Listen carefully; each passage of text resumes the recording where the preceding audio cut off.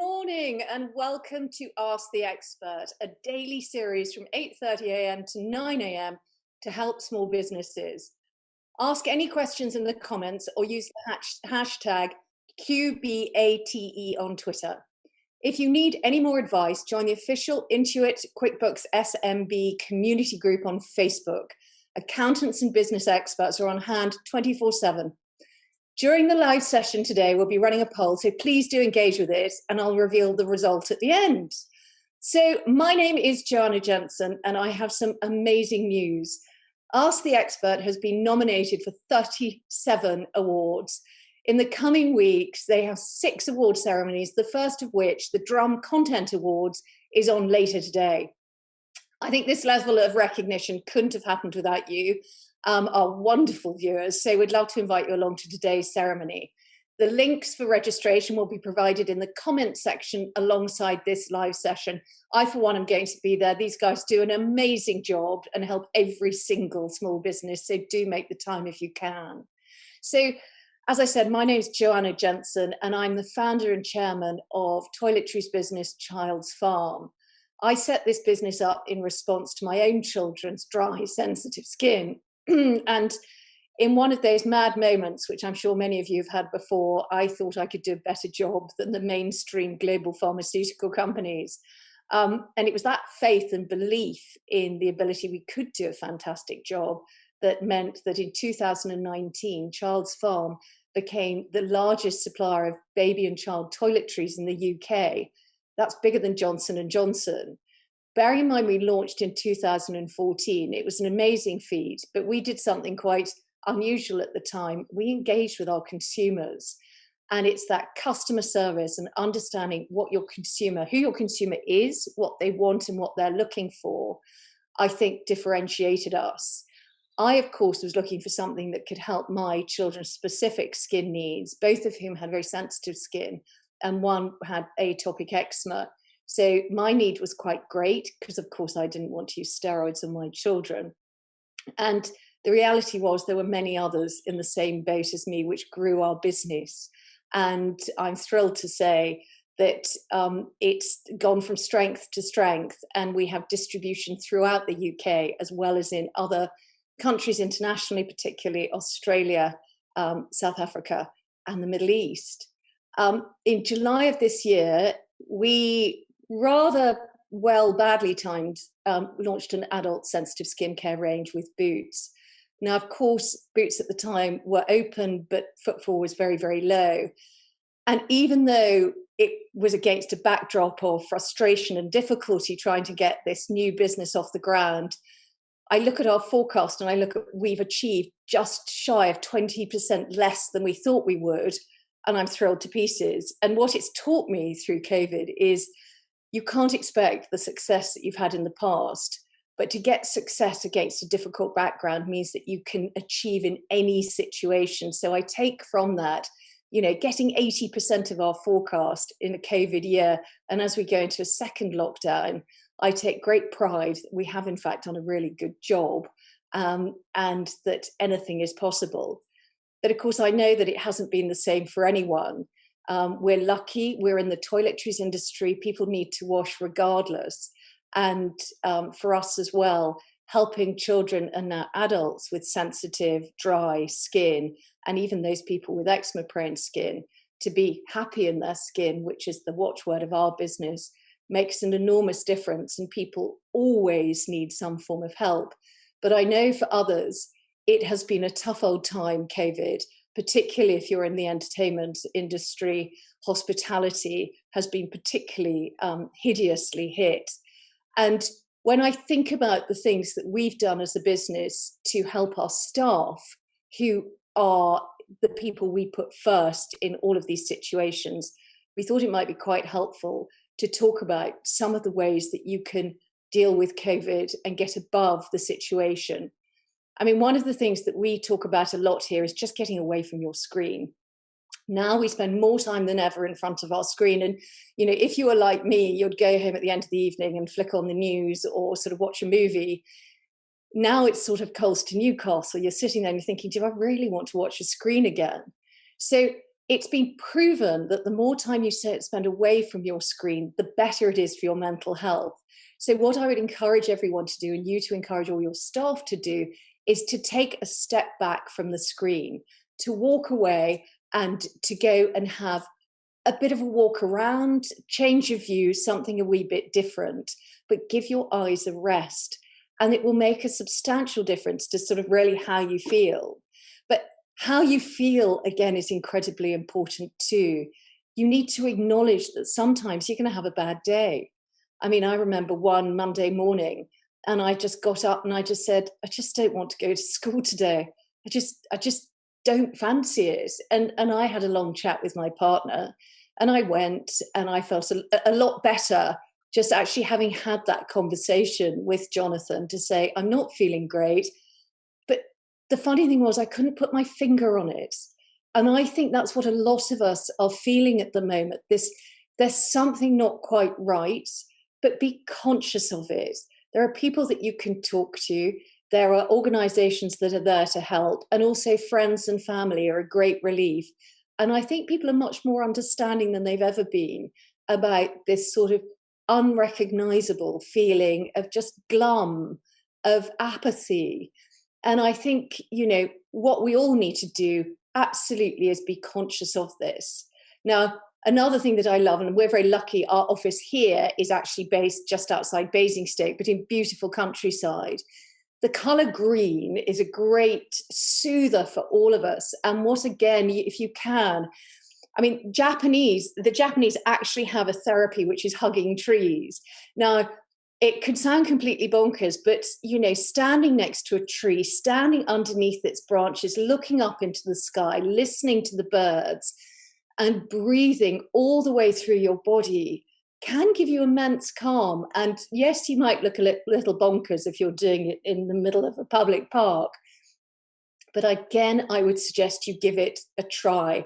Having your feet rooted to the ground and to make yourself feeling very solid with the earth can give you a huge amount of confidence. And I know it can sound a bit potty, but it really does. It just grounds you and it gives you that ability to really sort of think and build on your day, which I think is so important. We've done something here in this second lockdown as well, which, depending on your business, you may find helpful or not, is we've given everyone a duvet day. So we've given them a golden ticket, which is they can use at any time, obviously with a bit of common sense, but they can hand in this day and they can just take a day off. And it's been so well received because it's us acknowledging the fact that some days they just feel a bit down and they just don't want to do what they would do normally. They want to have a change of scene. It may be they want to spend time with the children, or it may be that they just literally do want to spend a day in bed. It's something we found has been very, very well received. We post out gifts to them, usually a bottle of wine, but also chocolates for those people that are less inclined. But we try to keep their spirits up. Little books, little notes. I send cards to everyone just to remind them all that we're thinking of them. Because when I sometimes see some of our, particularly women, it has to be said, who are working with small children around them that don't have any help, my heart goes out to them, because my children are in their teens now. And, I can carry on without them and they're pretty self-sufficient, but little ones aren't. And again, if you've got mothers, fathers in your teams that have got little ones, just spare a thought for them. They're trying to do their job as well as they can, but actually sometimes they're being pushed from pillar to post. What we've also done here is, for those people, we've offered to furlough them because they simply can't be a full-time parent and an employee at the same time. So to give them some respite, so they know that they can take that time to be a parent really, really successfully. So I think that's what we all need to think about. One of the other things that we've introduced is a screen-free lunch. I mean, it is so easy, isn't it, to just nosh your food and catch up on your emails. Well, use that time to get out and about. The other thing we've also done is introduced online Pilates, because of course we're all sitting here in the same position the whole time. You can find them in your local areas. It's incredibly reasonable, but it gives your body that stretch it needs. I'm actually work from the office because someone has to, and I'm the nearest. And I have a sitty-uppy, standy-uppy desk, which is amazing. So there's so many things, and I hope some of these things that I've suggested are helpful. I'm now going to go to some questions. And firstly, Nicole from Facebook. Hi, Nicole. Her question is a leadership question. I'm in my late 20s and lead a team of 12 people, some who are more experienced than I am.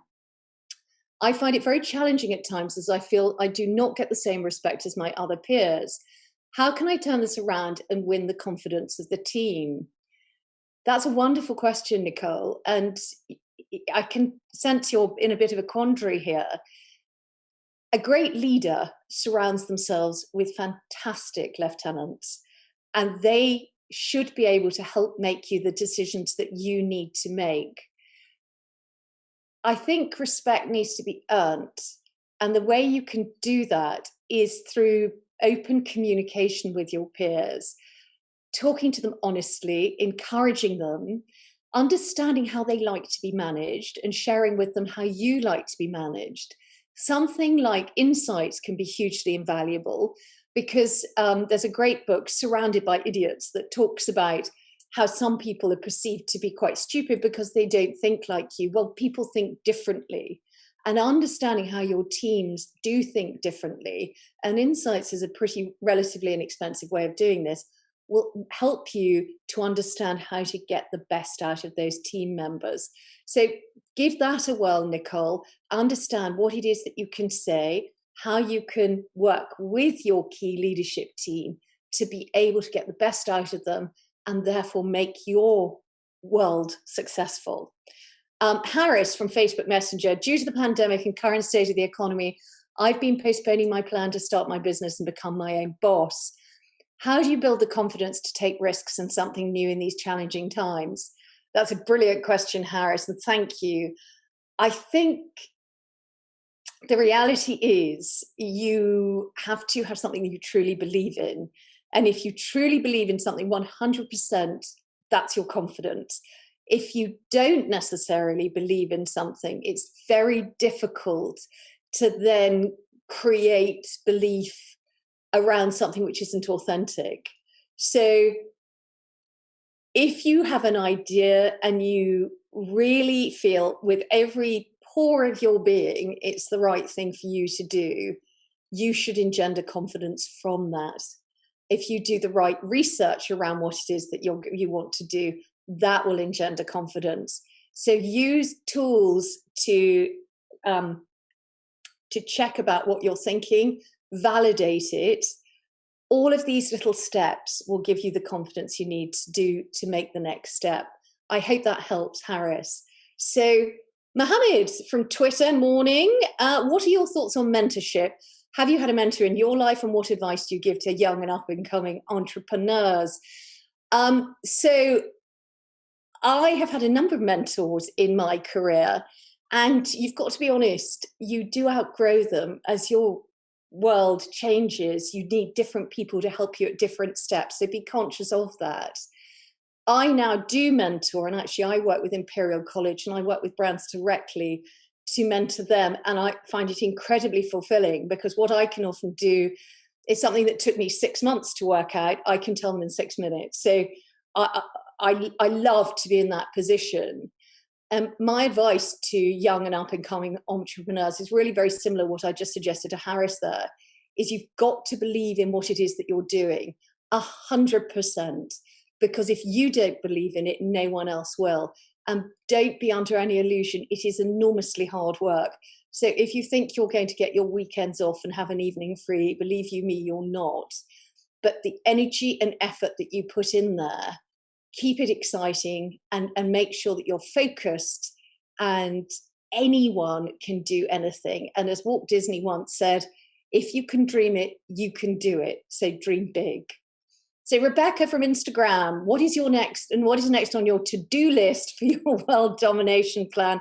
Oh, Rebecca, thank you for that. Well, I think with Farmologie just launched, we now need to roll that out and dominate the sensitive skincare market for adult. So plans are afoot to do that, and watch this space. All things being equal, we hope to be hitting the ground with a bang early next year. So do look out for that. Lois from Facebook Messenger. Hey, Joanna, you talked about word of mouth as a driver for business growth in the last show. Thank you for coming twice, Lois. Do you actively invest in getting your customers to talk about your product, or does it happen organically? Do you know, that is a brilliant question, Lois, because really we don't invest in people talking about our business. It's all grown organically. And that has always been our plan because authenticity is so important to us. The world has changed somewhat, and there is an expectation now for influencers or brand ambassadors to be paid a certain amount of money. However, we are quite discerning. I see no value whatsoever in us hiring or getting an influencer who is doing it for the cash. We only work, and we're doing a round at the moment to find people who are totally aligned with us. We only work with people who genuinely believe in the product, but also believe in our ethics and values. And that includes wanting to use natural and organically sourced products, that sustainability is at the core of their expectations. We're very proud that our products are made of 100% ocean-bound plastic and everything is fully recyclable. You know, we say that we don't want, you know, beauty journalists, well, not beauty journalists, but beauty influencers talking about us, unless they genuinely believe in our products, because otherwise we lose that authenticity, and that is everything to us. So we work with people who believe in us as a brand and also believe in our values.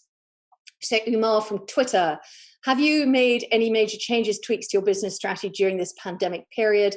What are the learnings, insights you've made these changes around? Great question. In 2017 and 2018, we had two massive organic PR spikes on Facebook when one post was shared 35,000 times, another 65,000 times, and the subsequent sales went potty. That really lined us up for COVID, because right at the beginning, our sales were huge because retailers were buying in. They didn't know what demand was going to be like. And our Amazon and our D2C platforms were incredibly strong. What we did is we treated COVID like a PR spike, and it was the right thing to do. You have sudden interest, sales go through the roof, and then when it ends, it drops off a cliff. So we knew that that was going to happen, and we were prepared for it. What are the other learnings we had? Well, you're never going to be prepared for a spike like this. And we were very lucky. We had a lot of componentry. We had manufacturers who kept going the whole time. For this second lockdown, we have said to everybody, you can only do your best. Please don't think you've got to work around the clock to make things work. They pushed themselves so much in the first lockdown. We're still recovering and trying to get back on track. We're still selling more than we can actually produce right now. And so my learnings would be, every time you have a success, pat yourself on the back, acknowledge it. When we're normally in the office, we have a bell and we ring it and say to everybody knows that somebody's achieved something. But I would share with you, your team, everyone, I've had a good day today because this has happened. And you have to take those small victories and you have to celebrate them. Otherwise, you can find your head is buried in the doing and not acknowledging what you have achieved. Thank you, Umar, for that question. So this is from Corey on Instagram. Morning, Joanna. Charles Farm has a very strong community online. What are the measures, strategies that have led to this? Oh, super question. But I have to say, we were very lucky with social media and our online community. We got into it by accident. I hadn't the first clue. I didn't even have Facebook myself, but we knew it was something to do back in 2014. And as that grew, we sort of rode that wave of social media. Again, you know, mums particularly spend a lot of time on social media seeking advice from friends. And it was just the right platform for us. We now have a 3-strong team working on our social media community who are all very experienced.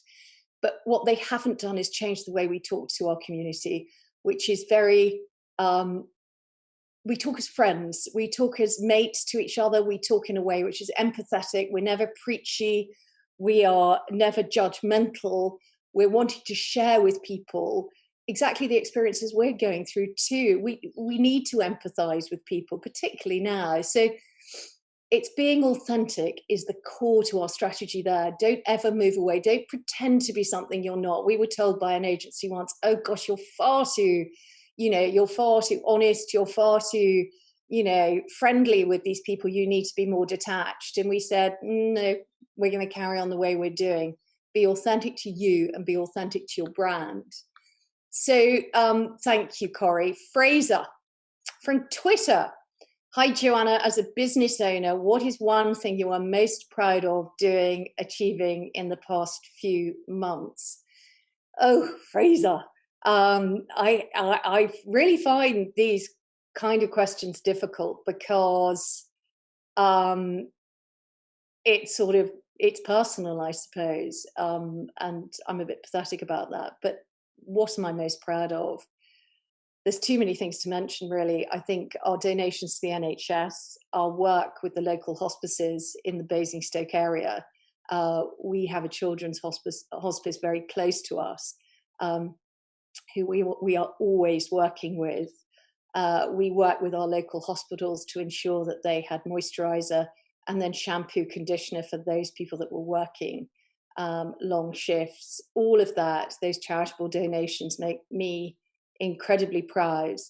And then we made a number of donations through Fair Share, because we know that there's over 3 million in poverty in this country, but where there is food poverty, there is also hygiene poverty. And why would you buy a bar of soap when you need a loaf of bread? So we worked very closely with them, making sure we could get out hygiene products to families that didn't have them. We're only a small business. There's a limit to what we can do, but we spent all of our charitable donation money really by June, and we decided to increase it for the rest of this year because we felt that there was more that we could do. And I'm a great believer that a lot of what you do should be done silently, and you should do what your heart tells you to do and what your head tells you to do. And I've been brought up that you give away 10% of everything that you earn to people that deserve it. And that's the premise we have with this business here. And I am really proud of that. So I think that for me has been the key success of this whole COVID period, the fact that we've been able to help so many people. So that I suppose is my answer, Fraser, but thank you. I'm a bit awkward about answering that, but thank you for asking it. Jake from Facebook Messenger, loved what you're doing for employees to help them during these times. Thank you. As a business owner, I feel responsible for my employees and have done my best to keep them on the payroll without letting them go or putting them on furlough. How should we communicate with employees during these times to show empathy? Well, Jake, I think just giving them a call. If you can, just take some time to just give them a ring or drop them an email or drop them a card to say, how are you? How are things going? I'm here anytime, day or night, if you want to have a chat. I mean, obviously work with their line managers so you don't interrupt that relationship. But just to know as a business owner that you're being thought of, I think makes a massive, massive difference. And nobody writes cards anymore. I mean, I'm of a generation where we always wrote thank you letters and we always wrote cards. And I love stationery. So it's a perfect excuse for me. And I found a brilliant new card that says, which is all about commas. And it says, I like eating my children and my pets. And then at the end it says, use a comma, don't be perceived to be a psycho.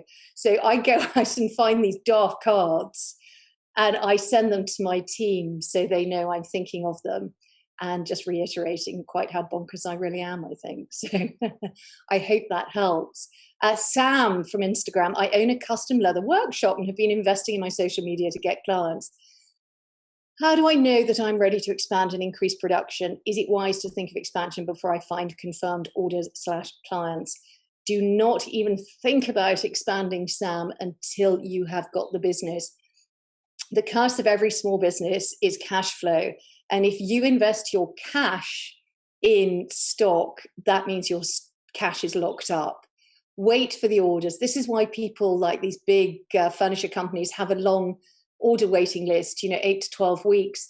It's so they don't have cash in stock on their books.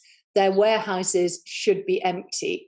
And this is the premise. My grandparents were antiques dealers, and they just said it's all about turnover. And they would sell things just to be sure that they were constantly turning over in their business. And the same applies to you, Sam. You need to say, right, what's the bare minimum that I can have? Because whatever you invest in, you know that Joe Public's going to come along and ask for something which is totally different. So build to order. Don't invest in production until you have a healthy, ongoing list of clients. And get yourself out to interior design companies. Think about how you can get in touch with people who you know will constantly be repeat buying.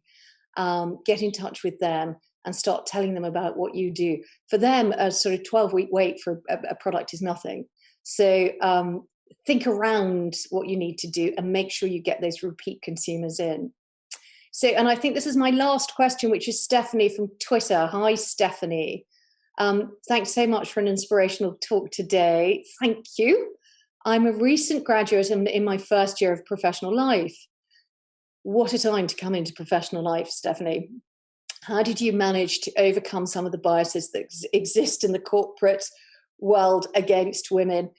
Oh, Stephanie, do you know, tough as old boots actually is the way forward. Don't take it personally. You have to stand back, and silence is a great virtue. So if in doubt, just be quiet and show through your actions and your abilities that you can rise above things. But don't get antsy. Just keep it to yourself and use the power of your ability and your strength of character to rise above it. So thank you very much, all of you, for your wonderful questions today. We've got some poll results in, and the question we asked you is your business prepared to survive the second UK lockdown? And unbelievably, 100% of you said yes. And do you know, this is brilliant, brilliant, brilliant news.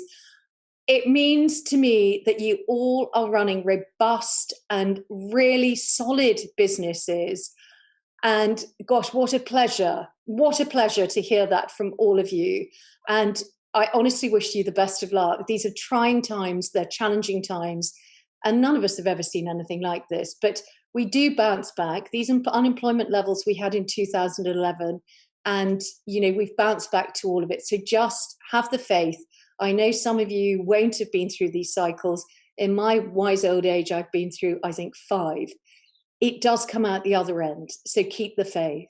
So if you have any questions, then please get in touch with the QuickBooks support team, or you can find Charles Farm on Facebook, Twitter, and Instagram.